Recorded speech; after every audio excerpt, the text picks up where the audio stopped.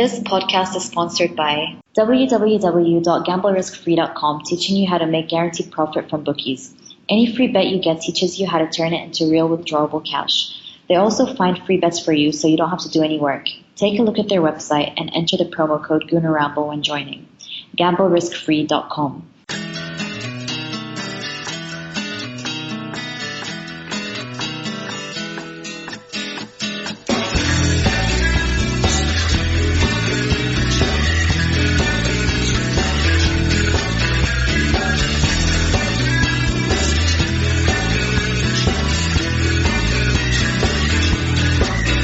Hello and welcome to another edition of the Gooner Ramble podcast. I'm your host Giles, and joining me as ever are my two familiar buddies, Clive. How you doing, mate? You alright?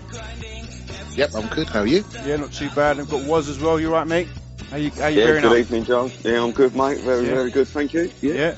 And because Mark's decided to jump and leave us for a cruise mid-season, we've got a special guest. We've got Dave Seager from Gunnerstown. How you doing, Dave? Thanks for coming on. Very well. Thanks for inviting me. It's been a long time coming. I finally accepted. Exactly. It's been a long time coming, isn't it? You know what I mean? So, Dave, as I'm sure all of you know, is co-owner of Gunnerstown. He's got his own blog, 1-0 up, not 1-0 down, 2-1 up. He writes for the No. Troops. I've sold that. You sold that? Oh, sorry. Yeah. Yeah, that was my original blog. I sold that in August. Yeah. Right. Long Okay. time, yeah. But you still write for Shoot, though, don't you? Every other week for shooting, concentrating on running Gunnerstown now. So good stuff. And you've also got a new book coming out. Is it your second book now? Yes. It's called Arsenal. It's a funny old game. Tell us, it's a funny old game. Yep. Yes. So tell us a little bit about it. Okay. I was trying to think of a project after the last book, and nothing was coming to mind particularly. And this one came out of a conversation with the guy who sits next to me in the stadium, which is Alex Brooker from the last leg. He was asked to do an autobiography, wrote a synopsis for the publisher, and they came back and said, Alex, it's all very well, but 50% of your book seems to be about Arsenal. And he said, what's the problem? And they said, well, there's a lot of people who like you that don't like football, so you're going to switch off half your potential audience. So Alex was telling me his story. He said, well, I've decided not to do it, Dave. So I thought, well, if he's got lots of funny stories about Arsenal, I know Ian Stoner sits in the next block to me. I thought, well, there's so many supporters of Arsenal who are in the comedians. It's a very well-known fact. So I thought, I wonder if I can start approaching them. And it just started from there. And I think I've probably got virtually everyone barring two that I asked in the end. So we've got about 16 comedians, high profile to very high profile like Matt Lucas and Alan Davis, down to some up and coming guys like Jim Campbell and Chris Martin. And basically they just talk at length to me about their support of Arsenal, where it started, favourite games, funny stories, and so on. So yeah, every chapter's different. And this kind of came together in not too long a time, did it? It didn't take that long for it all to come together, did it? The conversation with Alex was probably November last year. And I spoke to Alex and Ian Stone.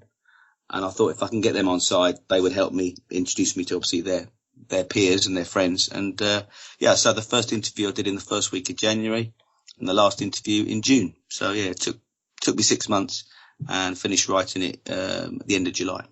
And how different was it from writing? Obviously, your last book, your first book was the Geordie Armstrong book, which was a very sort of a personal and sort of a book about Geordie Armstrong's life, and obviously you got to know the family and some great players that worked with him and whatnot. I mean, how different was it? In one sense, very different for obvious reasons, because it wasn't so serious and it wasn't purely football. However, in another sense, very similar, because I think without being too immodest, I don't actually write brilliantly, but I've got a very good conversational style. And that's the style that worked in the Geordie book. Was people said to me they felt like they were in the conversation because I was interviewing all his teammates and players he'd coached. So really, I thought, well, if that works for me, then why don't I try and employ the same style? So I was trying to think of a project that I could, it almost be turning an interview into a chapter, which is what I did all through the Geordie book, and it's exactly what I've done in this book. So in that sense, the style and the way it will read, if you buy the book, which I'm sure you all will, it will be very similar. So you'll get drawn in. You feel like you're drawn into a conversation. And was it just purely Arsenal comedians you got, or did you get There is one chapter. I don't want to give it away too much, but there is one. It was Alan Davis's suggestion, actually. He said, well, why don't you try and get a Tottenham supporter to do a rant about how much he hates Arsenal? So there aren't many Tottenham comedians, to be quite frank, not surprisingly. But I managed to get hold of a guy called Carl Donnelly. I don't know if any of you know. He does a pod with Chris Martin, so they're sort of Spurs Arsenal pod. But so he's done a rant about why he hates Arsenal, and I put it right in the middle of the book, and it's just called Chapter in the Middle Text. So it's so that he doesn't know that. But yeah, so there's 8 Arsenal chapters either side of one rant against Arsenal by a Tottenham fan, which is quite amusing. So. And sorry, so how many comedians did you get all in all? How many chapters are there? Is it a chapter per comedian? There's 8 either side, so there's 16 Arsenal comedians and one. That's a 17 chapter book. Right. Okay. Cool. Yeah. So 16. Yeah. Well known. And when are you launching the book? It went to the printers today, which is quite timely for you to invite me on, and we're back with us in the sort of 3rd week of October. So the launch is at the Tollington on the 22nd before the Borough game. With the last book, you had a couple of different launch dates. Are you doing the same with this, or is it just going to be the one? No, absolutely, yeah. The thing is, without going into a huge amount of detail, like some Amazon and Waterstones, Smiths, they fleece the writer, they fleece the publisher. As soon as you give it out to them, they bring the price right down. So we'll do as many events as we can in and around the stadium. So yeah, we've already booked in pretty much 4, I think. So Tollington, Pinebury Corner, the Eaglet, and Supporters Club. So far in St Thomas's Road. So there's about 4 venues, and we'll look to do more, right through. And then next year, as it approaches Comic Relief, because obviously I haven't mentioned that yet, but it's linked and endorsed by Comic Relief. So an element of the proceeds of every book sale go to Comic Relief. So then hopefully it'll give it a second wind leading up to Red Nose Day next March. Good stuff. And obviously people can follow you for more info. Is there a website or any other? Well, I don't. Yeah, I mean, if you just Google "supporting Arsenal's a funny old game," there's an Indiegogo site which is like a crowdfunding sort of pre-launch site where you can pre-order the book now. It's a very, very long website, so I wouldn't attempt to give it all out, but you can find it on my Twitter, obviously. And as soon as the book's launched in the 3rd week of October, it'll be available via Legends Publishing, which is the publisher. Good stuff. Great stuff. Well, thanks for that, Dave. I'm sure everybody here will be on get their wallets out to get the book. I know the first book was a brilliant book, brilliant read. I got it for Christmas from my missus, so it was a really. You've never told me. You've never told me. I didn't want to big up your head any more than you are, really. I mean, could just about get your head in the Tollington. As big as I've got a signed copy of the first book, and I expect a signed copy of this one, Dave. Well, you have to come to the Tollington on the 22nd, Clive, won't you? I can manage that, I think. Good stuff. All right, so carrying on with the feel good factor. Wednesday night we did a really great job on Basel. I didn't go along to the game on the weekend, but I did get along to this one, and some of the stuff we were playing in that first half was just, I called it outerworldly. I don't know, I couldn't compare it to Saturday against Chelsea, but some of the football, some of the attacking football we were playing was just ridiculous. I mean, how we only scored 2 goals, I don't know. But I mean, I'm going to start with you, Dave. You were there. I met you at the pub just before the game. You went over to it. Give us a brief synopsis of how you saw the game through your eyes. Well, you've just summed it up. I mean, it was absolutely beyond belief, to be honest. You think the Southampton game was only 3 weeks ago, and you left the stadium thinking, where on earth is this team going? You got 3 points, but you didn't deserve it. Southampton outplayed us in long periods, and you're thinking, my God, what's happening? And then 3 weeks later, we produced 2 performances like that, back to back. Breathtaking, really. The defence is pushing high, pressing the ball early, which is very new for Arsenal. I think that the sort of partnership seems to be gelling very well. The forward momentum, even though you've got a solid pivot in whether it's Sansi with Xhaka or Sansi with Coquelin, they're pressing the ball early, and it's going right through the team. And the most amazing revelation of all is Theo Walcott. I never saw it coming. I don't think anyone who says they did is a liar. Last year he wasn't warranted a place on the bench, let alone in the team, and now it's just like watching a different person. It's the work rate. We all knew he had the talent and he could score goals, but the work rate is unbelievable. He just didn't do it last year. He didn't do it the year before. So yeah, long may it continue. Fantastic. I'm going to bring Was in at this moment in time because we heard the word Theo pop up in our radar. Was Yes, your mate. boy was on fire on Wednesday, absolutely on fire, like he has been for, I would say, most of the season. I mean, it's just been, people were saying it was the last couple of games, you know, started from Hull and then obviously exploded at Chelsea, against Chelsea and so on. But I think there's been a change from the beginning of the season. He's just been brilliant. I mean, we've talked about it at length throughout the season already, but Wednesday night, 2 goals. Yeah. Looks like the Theo that we saw a few years ago, but it's not just about Theo. I think the team itself, that's the most important thing. A lot more players look more comfortable. We look better in possession. We look like we know what we're doing. We've got a plan. We know when to press. We know where we're moving. We know our shape.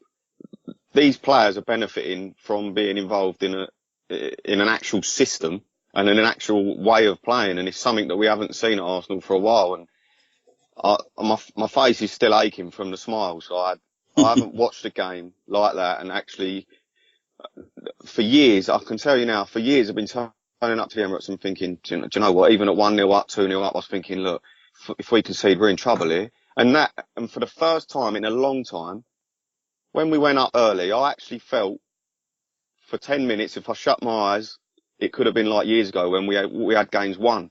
And I didn't actually feel under threat. And I was just enjoying watching some Harlem Globetrotter football, if we're honest. The pace, the movement, the ability of all the players, we were just levels above. We looked fantastic, and very, very few teams have been able to deal with us like that. And everyone is really benefiting. And I'm sure we'll talk more about what was happening during the game. But I must admit, it was just fantastic to watch. And like you said, we could have had 10 goals in the first half easily. We could have easily, and it's not a one-off, and I am starting to get excited, and Clive's explained it to us many times what might actually be on the horizon, and the more and more I see performances like that, the more I want to believe it myself, and long may it continue, mate, because that was Arsenal. That is Arsenal. What, Clive, in the pod that never was, that we did last week, never came out, you said that, you know, you can see what Wenger's attempting, he's trying to do. You visualized it for us. Just once again, for those that weren't privy to that conversation, it's a week old now. Yeah, it's a week old now, but I did go on the Arsenal Vision podcast. I got a little bit of it out there, but I was a bit calmer on that pod. But to me, it seems something, you know, that definitely happened at halftime at PSG, because we were getting killed in that game. Funny enough, Theo didn't play in that game, and we looked a little bit, Alexis looked a bit isolated. And I just looked at it and I thought, you know, this is no fluke anymore. This Alexis up front thing. Let me have a look at this more closely, because I think he's the trigger. I think he's the trigger to it all. I think if you look around Europe and you look at all the most successful teams, you can almost recognize them from their centre forward. You know, their centre forward almost dictates their identity and dictates their style. Right, so you look at Barcelona have it, you know, Real Madrid have it. There's a key forward that really defines them, and we used to have it back in the day, right? So, and I think for the first time in a long time, you know, maybe since Van Persie, really, for a short period, we've got a centre forward that's really defining how we play, and I think the rest of the team is taking a lead from him. And you know, I spoke last week about, you know, not look who's playing, but who's actually not playing. And one of the people that's not playing is Giroud. And I don't want to criticise him, but I just want to get you to visualise this for a second. With Giroud, we play a certain style of football, and we play the ball up to him. And when it reaches him, we all recognise he has a technical simplicity to how he plays. We know what he's going to do, and he does it very, very well. But when I look at him, I see a limit, I see a ceiling to what he can do. And what he does well, he does exceptionally well, and better than many other centre-forwards of his time. The difference is now we play a similar style, but when it goes to Alexis, the possibilities are not limited, they actually are endless. And when he gets the ball, none of us know what he's going to do. The defenders don't know what he's going to do, but as soon as he turns and starts to go lateral, that's why Theo is suddenly exploding. Because as soon as he sees him move, his trigger to sprint is just there. And those two are an absolutely unbelievable partnership. They just read each other so well. And that, for me, Alexis has woken this team up. He's playing a brand of football that's dragging out defenders because he's not standing against bodies. So defenders want to mark somebody. And so he's going into those between the lines. So Wobie's right next to him. Erdl's right next to him. Gazola's right next to him. And if you're a centre half, you've got 3 or 4 people running at you. And you've got no one to mark, but you can see bodies coming at you. And then a couple people running behind you. I mean, it's like the red arrows. I mean, options are aplenty. And a lot of it starts from Alexis. And he is a trigger to the press. He's a trigger for the running through the lines. When the ball goes to them, he's probably a brilliant, he's probably one of our best defenders. I mean, what he did to Gary Cahill was so cute. He had one running line to let Cahill see exactly where he was. As soon as Cahill put his head down to go and look at the ball, he accelerated into the ball. And when Cahill put his head up, he was already on him, took the ball away. And when he ran through, none of us felt he was going to miss it. I think this Alexis thing is unbelievably interesting. And to me, he's woken up the possibilities of this group and how we play. And I think, whilst you're talking about we have a system, we have a plan, I don't think the system has changed too much, but the players within that system have now got endless limits to their game rather than the limited game before. And they're all buying into it. Everyone can see something's happening. And I'll talk a bit later on about the next layer behind it, because these 11 won't last for every single game. But I think there's a philosophy developing here that I think everyone likes, and they all want it to work. I mean, it's quite interesting, against Basel, Oxlade-Chamberlain came on, and he tried to do a Theo impression, running through the lines, running off the ball. He never does that normally. He waits for the ball to come to him, then he does his stuff. Because he's sat there and recognised this works. I have to run in behind Alexis. I have to, otherwise my position is under threat. So we're buying into the collective way of playing, the collective pattern, and we're running through people, which we weren't doing last season. And the unpredictability of it all has taken away the boredom we felt towards the end of last year. Yeah, I'll just jump on a few of them points, Clive. Fantastic what you're saying about Alexis, and I'll be the first to hold my hands up and say, watching him early in the season, I couldn't see. I think when we first signed him, I really, really did believe that he could be a sort of an Aguero-esque or Suarez type centre forward for us, and it never really matured like that. And he had some fantastic games on that left wing, and he was just brilliant out there. And at the start of this season, I thought, right, he's giving it a go now. And the funny thing is, he's been scoring goals all season and contributing. I mean, obviously he got the assists yesterday, but he's been scoring goals. And funnily enough, yesterday was the most I felt him look like a centre forward in any of the games, and he didn't score. But that is a testament to the way he's learning the role and the things he was doing, like you said, pulling off on the shoulder. Just, I mean, for the goal across to Theo, that's no fluke. His movement was absolutely fantastic. I don't know why the centre back's as deep as he is, but Alexis gets in them areas and Theo, like you said, as soon as he sees Alexis go, Theo's on, and he's gone, and he's intelligent, and the goal comes. And then the second goal, Alexis is playing in the role, he's getting the ball to feet with his back to goal. 1-2, bosh. And you're thinking, hang on a minute, that's what you want your centre forward doing.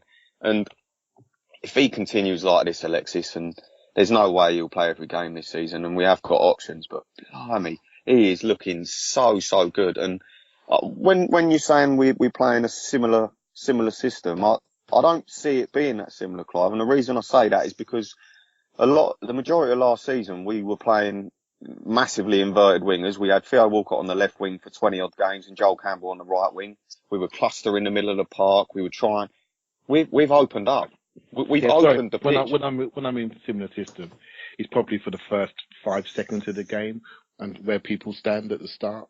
We're still playing a 4-2-3-1 nominally. Right. Yeah. Actually, fluidity has completely taken the numbers off the back of the shirts, right? So there were times last night in the second half when I was watching the setup, and it was almost 4-4-2 with Ozil, the most advanced player, next to Alexis, and the 2 wide players dropping in. It was so fluid, it was ridiculous. The 4-2-3-1 is just when we haven't got the ball. Yeah. Even then, what I noticed was when their keeper had the ball, our fullbacks pushed right up. You know, it's like we have an aggressive defensive stance, if that makes sense. Our fullbacks push right up. Our centre halves were the deepest players, the two players at the back. So it was almost like a 2-4-4, maybe. Mm. You know, so you had Elobi and Theo tucked in just a little, so that the fullbacks were a little bit wider, and we were just really aggressive. It was like a really aggressive front-footed stance, and showing them that okay, this is how we're setting up. You want to play it short, we'll come and press you short. You want to play it high, well, you're not going to play it long because our two defenders are going to grab it up all day. So it was really, as well as Alexis being, you know, up front and Theo's renaissance and Wobie's eclectic, you know, the way he connects with his kineticism with Ozil and the other guys. I really think the way that we play off the ball, without the ball, has really improved.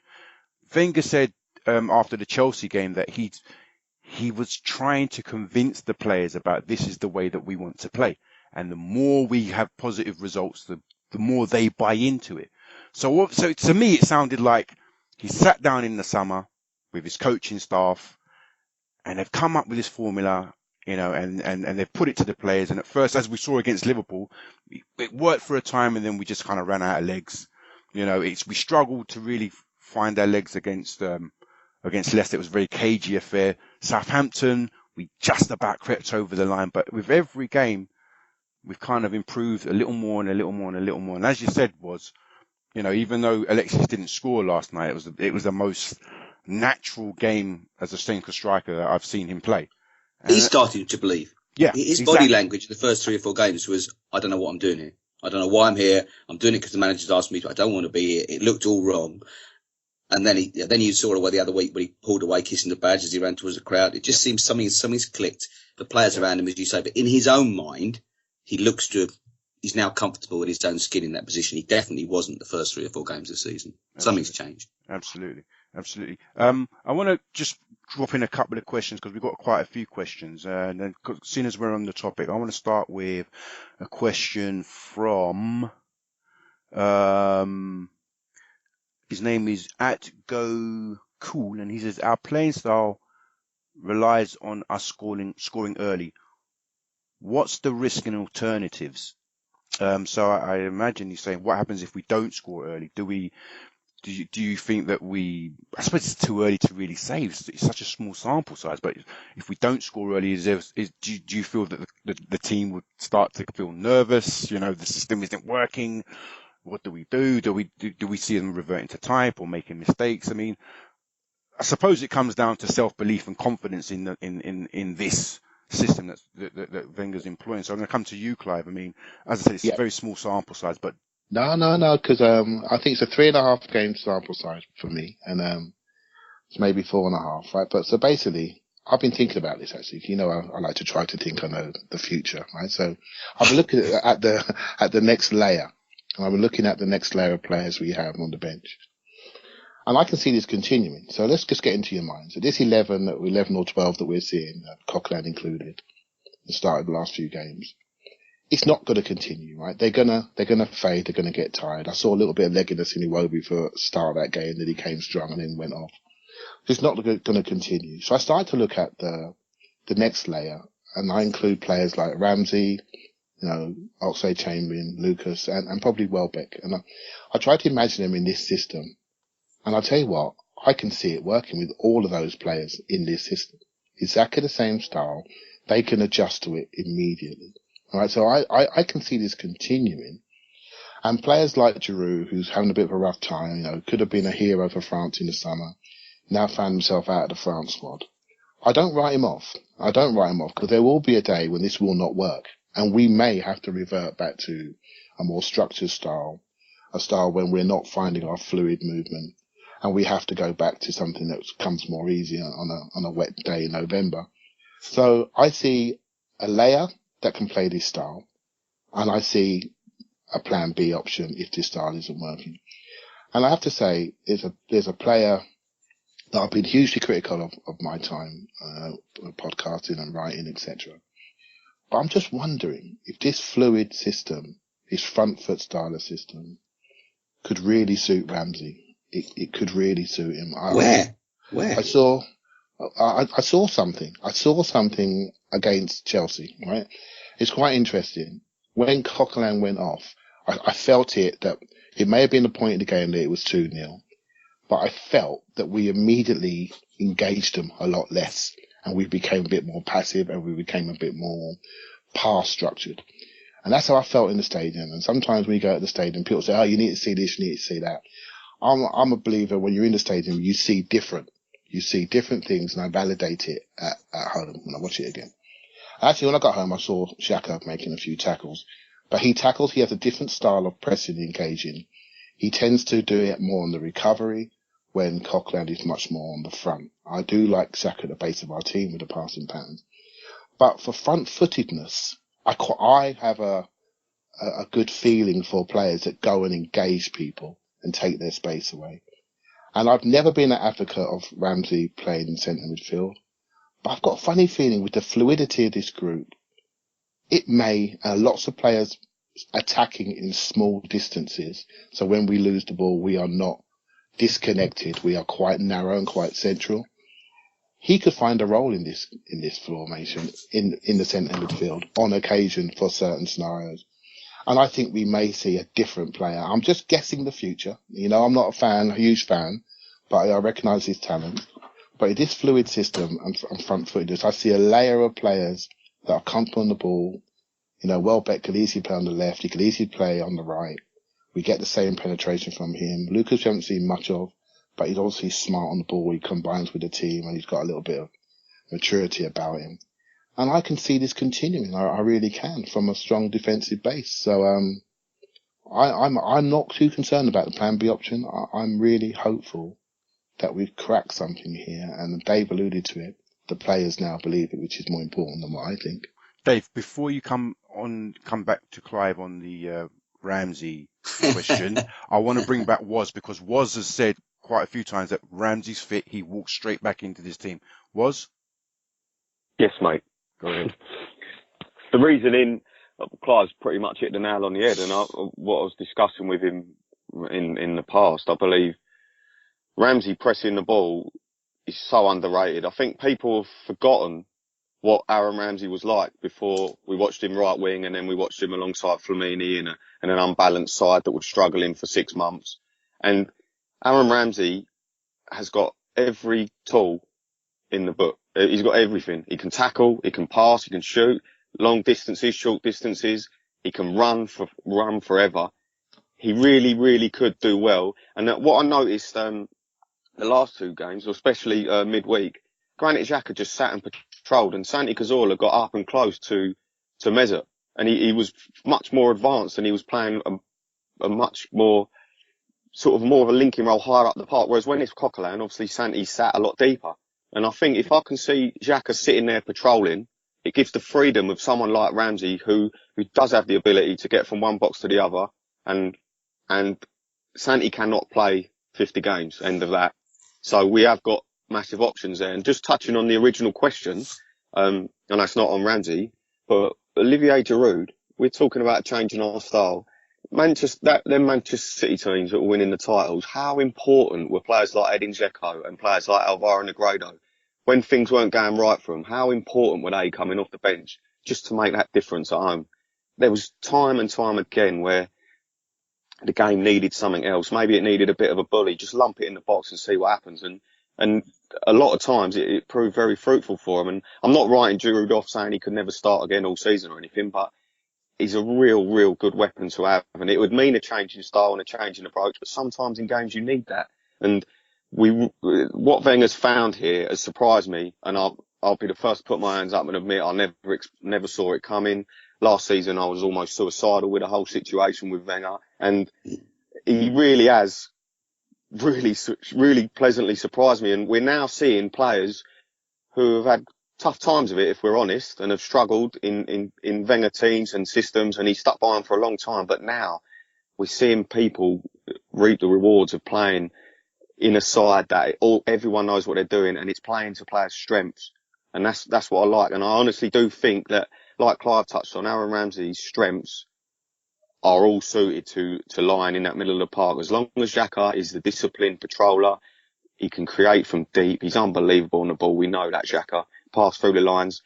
Ramsey's third man running into the box with Alexis, we've given the freedom. This could cause absolute carnage. There's just holes everywhere the way we play, and it's going to be exciting to see Ramsey and Xhaka have a go in there. And the good thing is we shouldn't get too caught up on individual players and what they do and what they don't do. Anyone can really fit in the way we've got us playing. The only thing I worry about is if Theo suffers a long-term injury, because he really has been quite pivotal, and like we said, away at PSG, it could have been maybe a bit different with Theo out on that right wing, because he's retaining the width, he's dangerous, but like you said, Clive, we saw the Ox try and replicate him, so maybe it's a style thing, and maybe the Ox could come on and start getting him behind like he did against Basel. He come in, got him behind, rounded the keeper, but it's just that end product, it's just that final ball, and Theo at the moment is blazing, isn't he? He's got it to a T. But I'm excited, and I'm not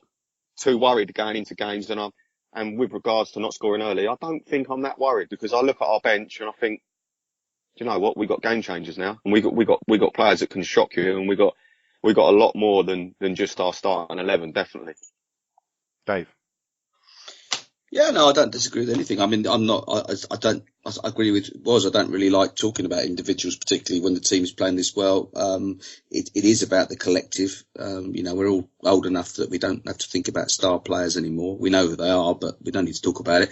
I don't happen to think Ramsey's a star player personally. That's my own view. I think that's pretty well known. But I agree with what both guys are saying. There will be a role for him. My only question with Ramsey would be, he does believe his own press, and if he's not a regular starter, whether he's going to be happy with that, I don't know. And I feel the same about Giroud, and I think it's a shame, because it's not. We've all touched on how you both touched on how Giroud can change a game when he comes on, or whether he needs his shape, and the cold Wednesday night in Bolton, whatever. But it's not just the cold Wednesday night in Bolton. We've got Swansea in a few weeks' time. When's the last time we beat them at the Emirates? We've got Burnley away. Liverpool got lost to Burnley away. There are teams that are going to sit in 2 banks of 4. And we've got to see how this works against that. We haven't seen it yet. So Giroud's an alternative. But the other thing with Giroud is, if he can keep him happy, when we are 1-0 up, against Man City or Man United or Tottenham, Giroud doesn't just change the game in the attacking third. He changes the game in the defensive third. He's probably our best defender of set pieces in the whole squad. So, we're in a sticky situation, and we've got Giroud on the bench with Cena, and we're 1-0 up or 2-1 up, whatever it is, and we're trying to protect a lead. I would love to see Giroud come in on, so I very much don't write him off. I'm a firm fan of his. But the other thing was just saying about Theo, and you've both mentioned Ox. I'm very keen to see. I think Perez is he can play as an alternative to Alexis, but I think he's going to be used wide. I do think he's going to be used wide to rest Iwobi and Theo. I think he's going to be a rotational player for a while, until Wenger gets sizes him up where he can play. But he can play anywhere across the front three, which is exactly the same as the question was asked on Twitter also earlier with Danny Welbeck. So we've got ridiculous embarrassment of riches going forward. But we don't need to get hung up on individuals, and it's that rotational thing. Wenger's not good at it, but, he needs to be. And if you look back at, let's just take the Invincible side. Who was bothered, whether it was Edu or Parla or Gilberto or Vieira playing? Who cared? Everyone says they know the Invincible side. That team that everyone picks played 2 league games that season. Those 11 players that everyone says the Invincibles played 2 league games, and one was the last game against Leicester. We rotated every week through injuries, through suspensions, through change. It doesn't matter. We've got a good enough squad now, so we need to be flexible. We need to use it. It's a very exciting time. Can I just make it's very interesting that you mentioned the Invincibles, and rotating players and keeping them fresh. Recovery times, recovery periods are very key.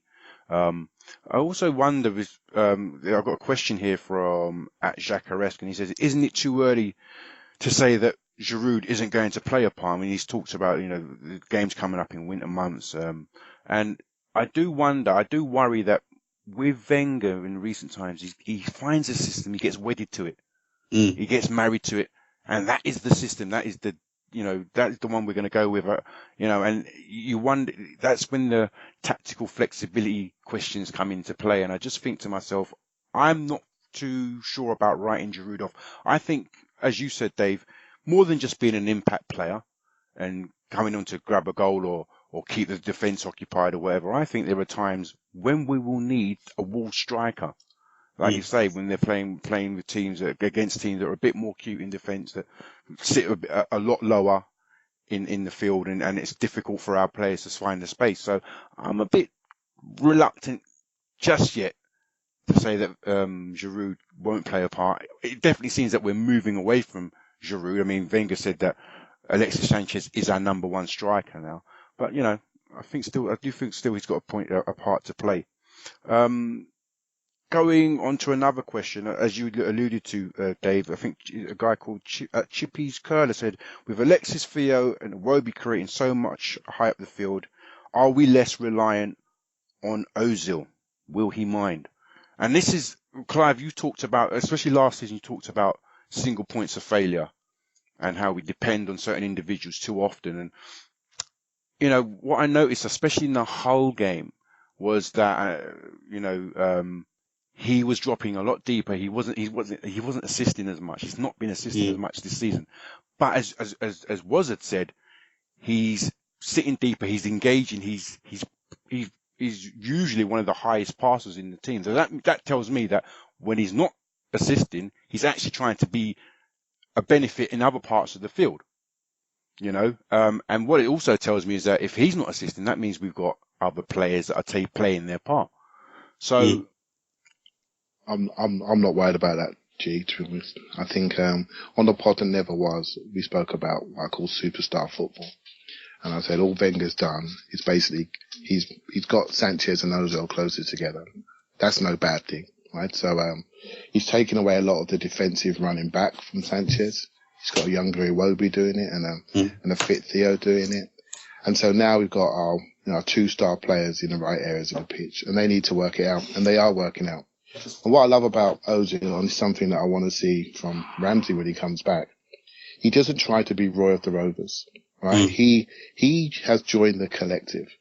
And the most important, one of the most really pleasing things last night, I was actually looking at the substitutes that came on. And when they came on, they joined in.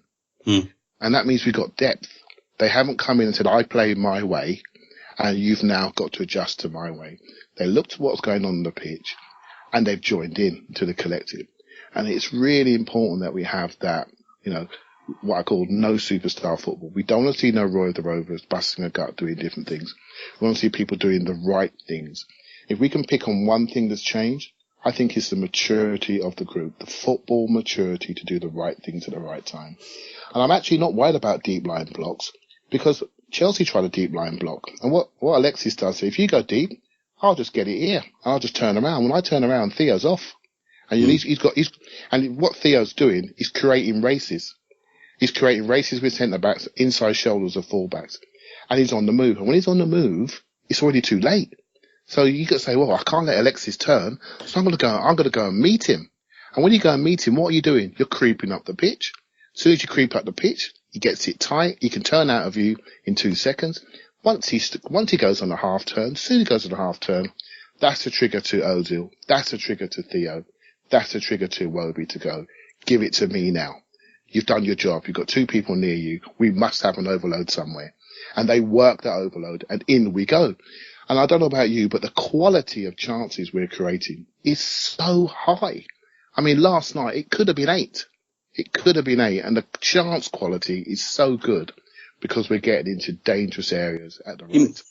The difference is, Clive, though, that you're probably right there. But if you'd said that to me at the end of last season or the middle of last season, I would have said no chance, because Alexis's distribution was absolutely beyond Sunday League bad. I don't know whether it's confidence, but now when he looks up the spots of pass, he's making it 9 times out of 10. Last year it was about 4 or 5 out of 10. He was hitting it out of play. I mean, it was just embarrassing. It must be confidence. It must be belief. I don't know. I don't know what it is. I'm not sure. I wonder how fit he was last year after the summer that he had. But you know what I mean, though, don't you? His distribution was awful last year. Absolutely. I mean, last night, the Theo-headed goal. Oh, okay, clip ball over the top. He runs onto it. And this is Theo Walcott we're talking about, the one who runs into dark alleys where you can't find him. If you watch that closely, he doesn't actually sprint into the box. He waits till Alexis gets near the box. Exactly. Then he times it and he says, you put it in there, very similar to Ozil's header at. I'm going to say Ozil's the same. Yeah, and they both waited and then they went. I mean, this is Theo here. The guy's been criticised not having a football brain. I'm in absolute shock at his football intelligence and how he's, receiving the ball in tight areas and keeping it, and then going to get it again. I mean, against Chelsea, I thought he was even better than last night. The last time he played in that vein of form, though, which you alluded to earlier, was when he was playing with Van Persie. They had that telepathy that season where Van Persie scored 30 and he scored 15 or whatever. But in the assists, he had about 11 assists for Van Persie that year. Yeah. He's playing with someone who he believes in and believes in him. It's a confidence thing. It must be. I actually think, Dave, when I used to watch Van Persie, sorry guys, just me and Dave had a bit of a view here. When I used to watch Van Persie, I used to wish he was quicker. Oh, yeah. I used to wish he had half a yard more, just another half a yard. You know what? We're looking at somebody that plays similar to Van Persie with the amount of moves that he's got, but actually quicker, more dynamic, more intense, can do a lot more defending. Honestly, the ceiling of these two is huge. It's huge. You wanted to come back in? It's making me smile listening to Clive really say about Theo like that, because we've had our conversations. But the geezer, I just want to, while everyone's blowing his trumpet, I've got to jump in there again. His intelligence, like you said, is so underrated. The types of goals he's scoring and the types of situations he's getting himself in, he's not just a runner. He's not just a runner. He's done it twice now against Hull. He dropped in short, got the ball to feet, turned 1-2 with Iwobi, 1-2 with Sanchez the other night, in behind, bang, see you later, thank you very much. Then he's got other types of goals where I don't think he's had enough credit for his tapping against Chelsea. I mean, when you watch that back, his movement is outstanding. David Luiz he hasn't even seen Theo, not once throughout the entire move. Theo sort of was on the right, then he slipped in behind, and the next thing you know, he's between the two centre backs with a tap in. Yeah. And by the way, his move inside created the overlap for Bellerin. Yeah, Aspie doesn't know who to take. Exactly. Azpilicueta don't know where to go. Walcott's gone. He thinks, oh, fuck, I've lost him. What can I do now? Bellerin's gone. Cut back, tap in. Centre backs ain't got a clue. Thank you very much. Good night. It was actually really good movement. It was. When you watch it back again, the movement was absolutely phenomenal. And that whole goal was created by him. Brilliant from Iwobi, great ball to Bellerin, but that space was vacated by Theo, and he moved in, and he knew exactly where the next ball was. And that telepathy between Bellerin and Theo is improving game on game. And how many times have we seen them work as a pair, or any winger and fullback work as a pair in recent years? We haven't. And what I was seeing the other night, I mean, there was one stage when Bellerin underlapped Theo, and Theo played the ball round the outside. Bellerin got through on goal. It was a good keeper come out and smothered it. And he's just, how do you defend against that? You've got two of the quickest footballers out there on the same wing, on the same level, on the same page, knowing exactly where they're going to go, inside, outside. God, I wouldn't tell you what, I wouldn't even bother going out there. How do you stop that? And you don't, mate. Exactly. You better bring a car with you. Exactly. You got no trouble. You can take as many buses. You can't park a bus against that. You just go straight through it. But with regards to Meza, he's playing he hasn't made an assist this season, but the way he's playing and the way we're playing, he doesn't need to make an assist. And again, Santi Cazorla was the highest passer, but only by one pass to Meza. And he's made 92 passes, Sank silly. And his game's different. And that third man running is the thing that excites me. We're seeing Mesut Ozil, who everyone criticises for not getting enough goals in his career, get into goal scoring positions far more often. I mean, the other night, twice, third man run from midfield. One of them was at the far post, great ball by Alexis. He volleyed it into the side netting. And the other, he got through, left-footed shot, should have finished. Aaron Ramsey is the third man running king. He is unbelievable at getting him in them positions. And I think sorry, mate. Can I come in a second? I mean, Santi is not making no third man runs. Right? No. So he's providing that sort of technical platform, as is Xhaka, as does Coquelin in his own way, and as does El Neni. Let's be honest here, do we need another third man runner into the box? It's something to think about, because we have to think about the game off the ball as well as on it. If you close your eyes, you think, oh yeah, Aaron Ramsey, get in the box. Well, actually, what I'd like to see him do is actually join this collective and say, actually, this team needs me to get close to Mesut Ozil and play 1-2s and set us off. But actually, If I make 2 runs into the box a game, that's enough, because the team's not asking me to do it, because we've got 4 people out there that are actually doing it on a regular basis. And then you woke up, Clive. Yeah, well, but this is Dave, you've got it, right? This is my bit with him, it's not him as a footballer, it's him as an ego. Can he, and what's been the biggest improvement in this team for me has been the tactical maturity. If he comes in and buys into what this team needs, like Cazorla has done, and like other players have done, he's got a chance. If he doesn't, I tell you what, it won't be pretty, because as soon as we get broken on, people are going to look, what's changed? What's different? Yeah. Why is that person there on his own 30 yards around him? And I absolutely do appreciate his talent, but he needs to buy into this collective. Mesut Ozil has, Santi Cazorla has. Santi Cazorla could also run into the box if he wants to, but he knows the team does not need that. You know, Bellerin's running into the box more than Cazorla, and that's okay. Because when he gets in there, he's cutting straight through you. But it's also the first touch, the speed of passing. He would slow everything down. You can't put a player in the side just because he's great at running to the box and finishing. That's not. Sorry, Dave. I wouldn't select him just on his basis of running. No, I know you weren't saying that one, but that is his strength. He's not as good as the other players at the other things. Just to play devil's advocate. He can do other things. Can I just come in there quickly? I'm trying to be really balanced on him. He can do whatever he decides to do. He has got that talent. But what he has decided to do historically in recent times, not 2-3 years ago. Well, actually 2-3 years ago, he was allowed to be Roy Race. He could be that player, and we needed him because we had Arteta, we had less talented player. We had Podolski that didn't want to run. We had Giroud that didn't want to run. And I'll tell you what, we needed him to run, and he ran, and he won us the cup, right? That was in 2014. This team can run. This team can play. This team is technically secure. This team needs somebody to connect the odd third man run, be fluid, but be tactically, positionally aware of his distances with his centre midfield partner. And I tell you, he can do it, but I'm not sure he will. Also, you've got to remember, Santi may not be here next year. So it's not just about this season, is it? I mean, exactly. Clive, go on. I've just a very, very, very quick devil's advocate to that situation. We're talking about the way Mesut Ozil's adapted his game, and he's now he's not so much creating, and he's getting in behind a bit more, and he's getting more touch of the ball.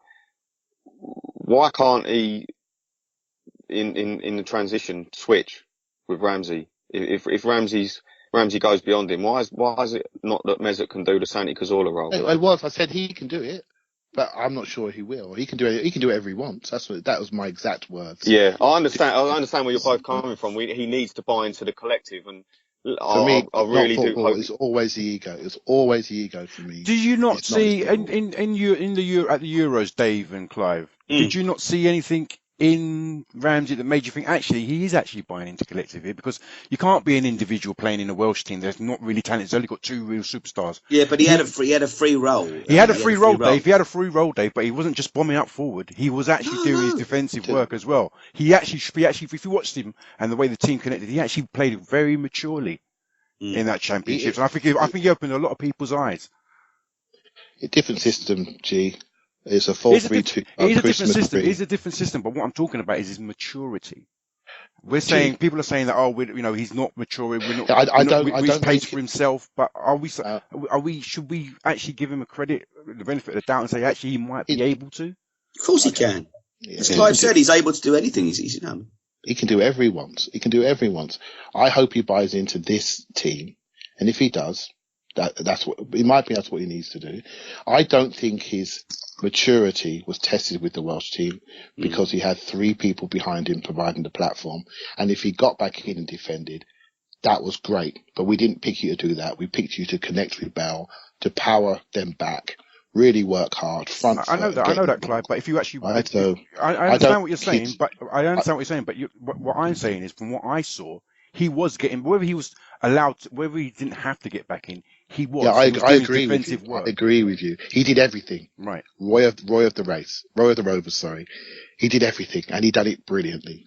In this group, we've got our £42 million player. He's not doing everything, yet he's playing brilliantly, and he hasn't had an assist.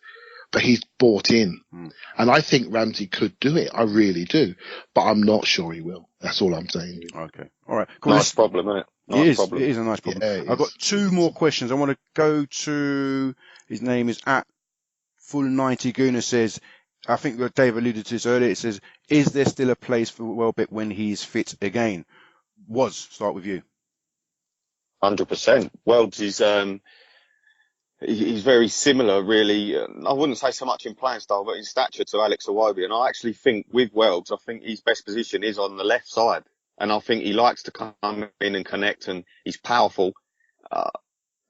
We've got Lucas Perez, who was a lot of players. I mean, but 100% Welbeck is certainly an impact player, and he's definitely someone that will give you everything for 90 minutes. And at the end of the day, Alex Ferguson played him in some of his biggest games he ever managed for Manchester United, and that says it all. I mean, the bloke is, whether he's an out-and-out centre-forward, I'm not sure, but I've said the same thing about Alexis Sanchez. I've said the same thing about Lucas Perez. I say the same thing about anyone. And I like his style. I like his security. I like the way he works. I like all his attributes.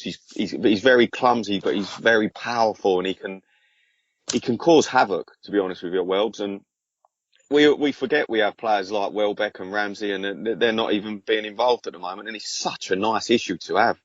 I mean, Mohamed El Nene, he hasn't really kicked a ball since the Liverpool game, and we're in a nice situation here. We really, really are. Jenkinson's coming back into training, and we've got Kieran Gibbs who's chomping at the bit. Every time he's getting on a pitch, he's doing all he can.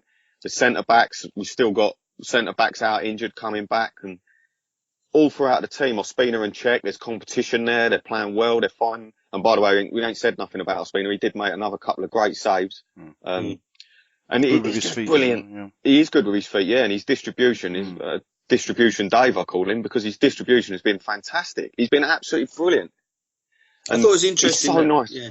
I thought it was interesting for the first time in a while, he actually brought Kieran Gibbs on as a direct replacement for Nacho yesterday. Yeah. Because every other time, all last season, he was bringing him on the left-hand side. And I personally, I mean, I've converted from being I didn't want Nacho to play for Arsenal 3 years ago and to be virtually my favourite player the last 2 years. But something happened at the end of last year, the start of the Liverpool game particularly. If people go on the inside, he just can't keep up with them. And I wonder whether Gibbs might get a run soon. I think he might. I don't know. It's just my personal view. But I think Nacho's just lost a yard in the last towards the end of last season, start of this. Solid as he is, I think Gibbs deserves a run personally. Another question here, final question of the evening, comes from one of our podcast crew. It's at Jazz AFC, and he asked, would injuries to, and I have to say, heaven forbid this happens, would injuries to any of Bellerin, Ozil or Alexis derail our season, or have we got enough cover? Now, obviously up front, I think we do have the cover. Ozil, again, might do. Bellerin, what do you think? I mean, who are the key components that we cannot afford to lose in this team? Where is Matthew Debussy anyway? last seen on pre-season tour. Yeah, what is a Debussy? We must have just left him out there. He's still out there. I've heard he's under someone's patio. And if it's true, probably under Carl Jenkinson's patio. Then in that case, you know what? I think we've got to look. If Man City lost to Aguero, De Bruyne, it's going to hurt anyone, right? And we just shouldn't think about it. But we spoke about the depth in the squad. But the number one thing I want to see, I don't want to see Arsenal going on laps of honour in September. Do you know what I mean? I don't want to see this, we turned the corner, we've done all this, and we're much more determined. And I just want us to just play this way, or close to this way, for a long time. Not be too self-congratulatory, because we've still only got, 13 points from 6 games. We've got work to do and games to play, and we just need to simmer down and recognise that the next game that counts. And one of the things I was talking about today online was I hope they keep Theo away from the press, because he can talk and he can actually say too much. But actually, one of the good things he did say was this game's got to be thrown away now, and the next game, he's saying about the next game that counts. And I've never heard him talk like that. And not only is he being more mature about how he's using his spare time and keeping fit, but he's also talking the right game, not the platitude game, not that I want to be on the match of the day settee game, but actually talking the real game. And success comes from doing the same things every single day, every single week. And I'm hoping he's finally grown up at 27. Cause it sounds. And but if he stops defending, he'll be out the side again. Well, no matter what he does going forward, that's the difference. He's always had it going forward. He just wasn't defending. He wasn't working for the team, and suddenly he is. Long may it continue. He's won the crowd over, isn't he, Dave? Oh, huge. Yeah, absolutely. Well, I've said this to you before, Clive. I sit 4 rows from the pitch. So, when I see Theo Walcott, and I've told you this before, it's like the little boy at school who doesn't want to do PE. He's running alongside the player, pretending to try and tackle him, thinking the PE teacher won't realise. That's what he's been doing for the last 2 years. Suddenly, he's virtually rugby tackling players. And I don't know whether it was the after effect of the ACL, whether he was nervous, but he just was pretending and playing at it. Suddenly, it's a different player. Last year, he started the season well, but he was playing up top. He didn't have to work back. As soon as he was put out on the left, when Alexis was injured, he had to do the working back thing, and that's when the crowd turned on him, because he just wasn't doing it. This year, he's not just doing it, he's doing it in earnest. He's really doing it. He's really, really putting in some of the challenges. He's winning the ball back and starting our attacks, from the fullback area. Unheard of. It's amazing. Against Chelsea, sorry guys, I just can't stop thinking about these last 2 games, but against Chelsea, he fouled Hazard and he smashed him. And the old Theo would have picked him up. He just left him on the floor. He did it against Watford as well, didn't he? Bounced someone at Watford as well. Said, you just get yourself up, mate. I'm here to play. And I'm thinking, wow, where's the little boy Theo go? And you were talking about that movement for that second goal against Chelsea. And you know what? Again, it's down to intent. Because how many times have we seen Theo put himself in the middle and mark himself? Yeah. But this time he put himself in the middle and said, I'm in space, give it to me. And his whole body said, I want this ball. And then, and he got it. So sometimes it's small details, body language, intent to do the right thing. Yeah, he would make the run. And if the run, he wasn't found the first time, he would his shoulders would drop. This time, as you say, it's perpetual motion. He's making a run and making another run, So. And that, I've never seen that before from him at any point, apart from when he actually done his cruciate. He had a fantastic game against Spurs and then done it. And that was my previous high for him to wear the cup final, Man United, etc. But this is something else. I don't know what's going on here, but this is. Well, second half of the 5-2 was quite good. He had a poor first half, didn't he? I think. Awful. He was booed off. Yeah. And going on about that, actually, crowd reaction last night. I mean, on Wednesday night, he got a brilliant ovation when he went off. You got a brilliant reception when he went off the pitch. I mean, it was.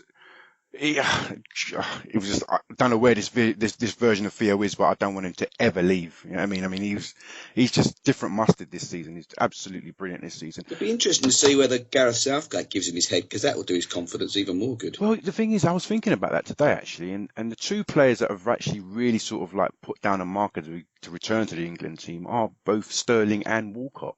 They've actually really,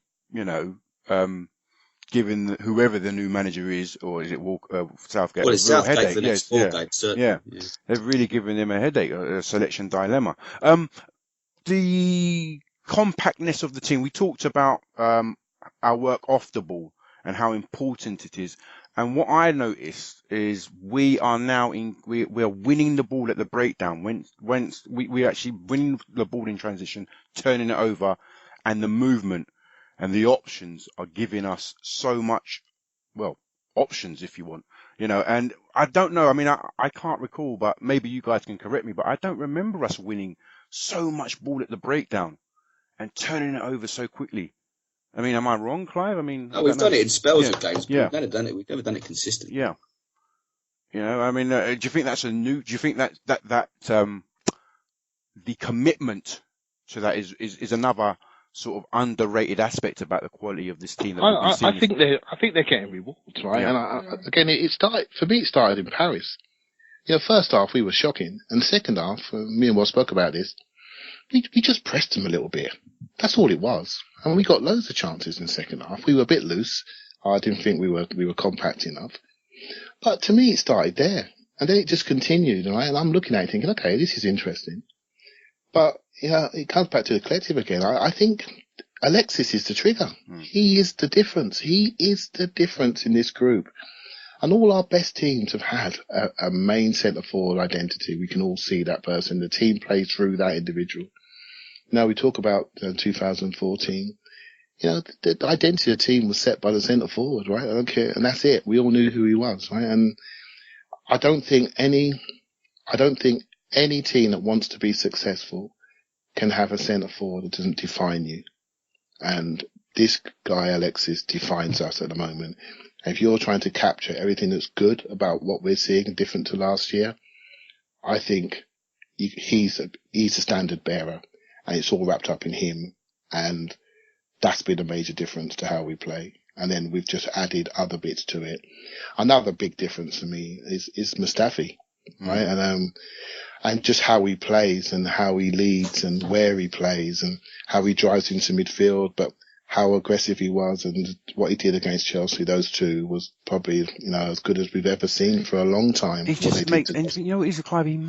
I think he really gives Koscielny that reassurance that he doesn't have to look over his shoulder. With Mertesacker, he had to sort of look after him because he's slow and he's not as mobile. He had to kind of forego his game, especially actually with Gabriel. He had to kind of forego his game a bit to look after Gabriel. And I don't think he feels he has to do that with Mustafi. Well, I think with Mertesacker, I always felt he had to do 1.5 jobs. Yeah.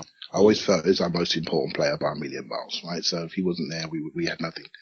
We had no defensive strategy. With Gabriel, he was doing 1.25 jobs, shall we say.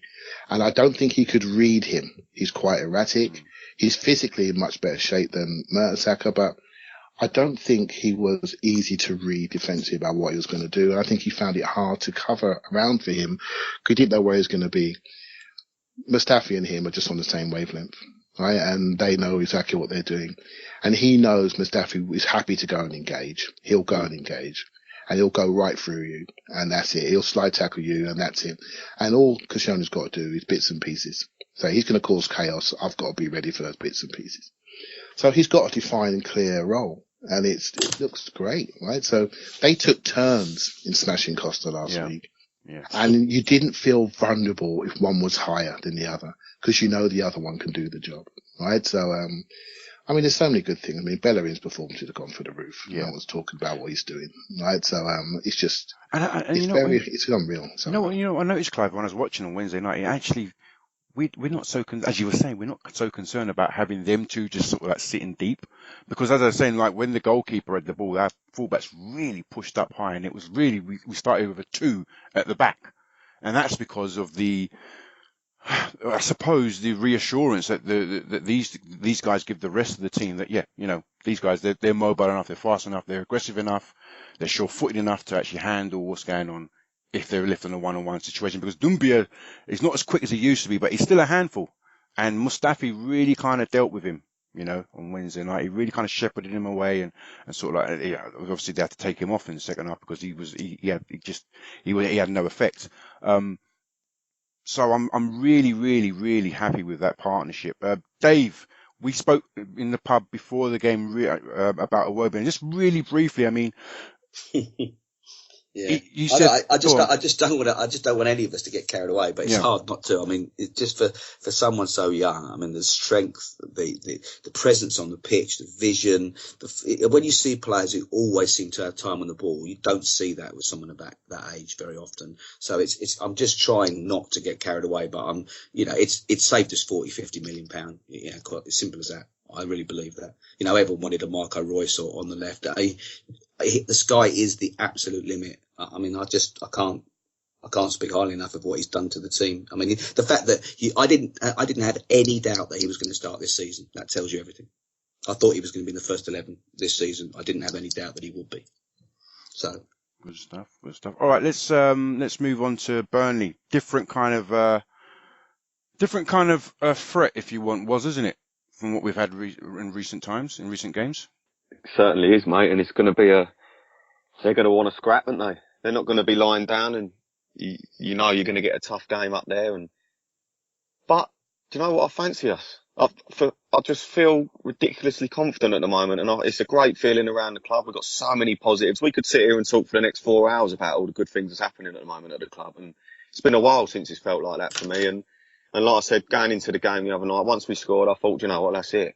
And we talk about Mustafi and Kos and even when them two run into each other, you've got Roadrunner who just goes meep meep and he's fucking gone and he's winning the ball back. Like you ain't got a problem. Like you're not feeling a threat, and there's partnerships all over the pitch, and Burnley are going to pose a different sort of threat to us. And again, this is where it's time for Wenger to earn his keep. He's got this system. Does he stick with it? Does he stay with the same personnel? Will Olivier Giroud come back in? Or it's good questions and there's good answers to be answered. And I feel quietly confident that whatever we do, we can come out of it with a win. And I just hope if he does go with Olivier Giroud, he doesn't do what he done a lot last season, and that's play a small striker, stay wide, cross the ball for 70 minutes, bring Giroud on and not cross the ball for the next 20 minutes. And that happened a lot. And I do think if we are going to use Giroud, we've simply got to just get wide, play simplistic football, get it in the box to him, because that's his strength.